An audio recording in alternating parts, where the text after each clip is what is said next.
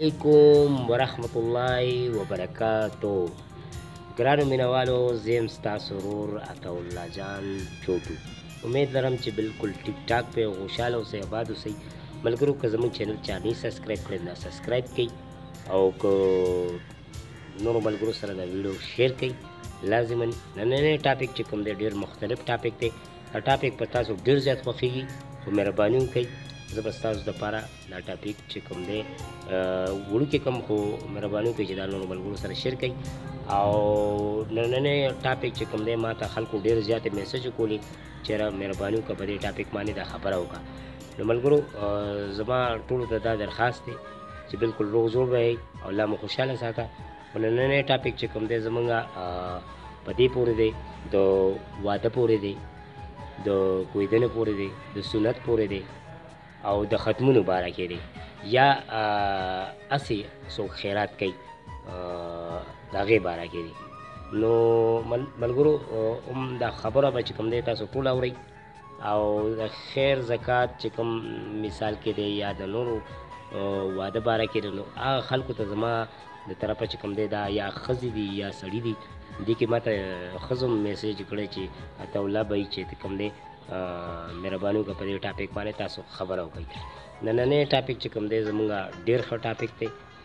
زما تاسو ته دا درخواست دی چې کوم ځای کې تاسو ته د واده یا د ختم یا د خیراتي ختم وي، هغې باره کې چې کوم دی تاسو ته دعوت وشي او دعوت ته تاسو لاړ شئ، نو هغه به تاسو ته الریډي پته لګي چې یاره دې کې به وریجې وي، سالن به پکې نه وي.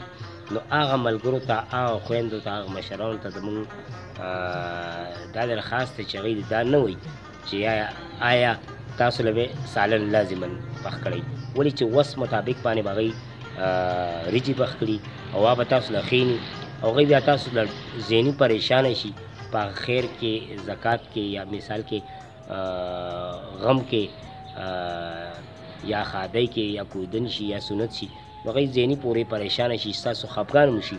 نو زما تاسو ته دا ټولو ته دا درخواست دی، دا اپیل دی چې مهرباني کوئ چې چا ته کوم دعوت وشي، نو چې هغه وریجې یا هغه غوړ تاسو له ښني، نو مهرباني کوئ یو څو ورځې پس چې کوم دی تپوس ته ولځئ، وینا ورته کوئ چې یاره زه داسې بیمار وم، ما ته دا مسله وه، او زه دقې وجې رانلم چې یاره ما وی چې تاسو له به پریشاني موږ نه جوړو.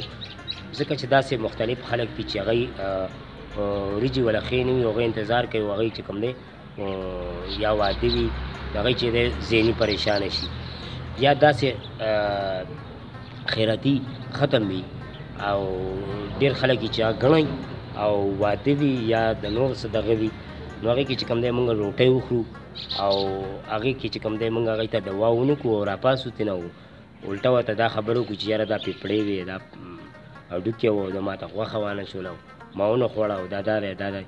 الله تعالی چې کوم قسمت کې کوم انسان له څه لیکلي، که هغه غوښه شوه، که وریجې شوه، که هر قسم سالن شو، نو هغه به تا له لیکلي. دا د هغه کس کار نه وي چې تا له پکې چې کوم دی غوښه کمه واچوي، ولې هغه ګڼه وي، غرب غروب وي، پته پکې نه لګي. نو خیر زکات چې کوم دی تاسو هغه هم خراب کوئ، او بله خبره دا وکړئ چې یاره پیپړې وي پکې، ما ونه خوړه. نو ډېر خلک چې کوم دی دوه پې روټۍ وخوري، ما ونه خوړه که نه. نو زما تاسو ته دا درخواست دی چې یاره هماغه خلکو ته چې کوم بیماران وي ودی ځي او روټۍ ته کښېني، نو دا خبرې چې کول چې کوم دی دا بالکل دا شی پرېږدئ.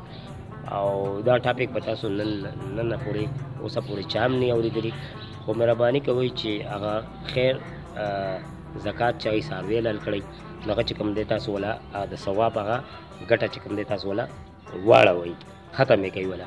نو هغوی چې کوم دی د الله د رضا کار کړئ یا خیرات یې کړئ، نه خیرات چې کوم دی تاسو وله ګز ګمبد کوئ. نو زما دا ټولو ته دا درخواست دی چې تاسو بیمارۍ یا مسئلې ده ته یا تکلیف یې ده، نو خیر دی تاسو یو 2 ورځې پس ځئ چې یاره زما ته پرابلم نو دا پرابلم و، ما له ښه نو هسې نه چې تاسو غوړ یا وریجې داسې پخ کړی دی، نو زه د دې د وجې رانلم. نو هغې کې خفګان نه پکار، خو لږ تکه تکلیف چې ورکړي نو هغه غلط کار دی. نو زما نننی ټاپک چې کوم دی همدې پورې، انشاءالله رب نه امید کوم چې دا ټاپک په تاسو خوښ شوی او دا میسج به تاسو خپل ډېر شیر کوئ. هغه خلکو ته به شیر کوئ چې کوم خلک دا خبرې کوي چې یاره دا پیپړۍ وي یا دا وي یا دا وي. د خپل د وس مطابق چې تا الله کوم رزق لیکلی هغه به تا خوړلی. که خبرو کې زما نه څه غلطي شي نو معذرت کومه، اجازت غواړم. د الله په امان. پاکستان.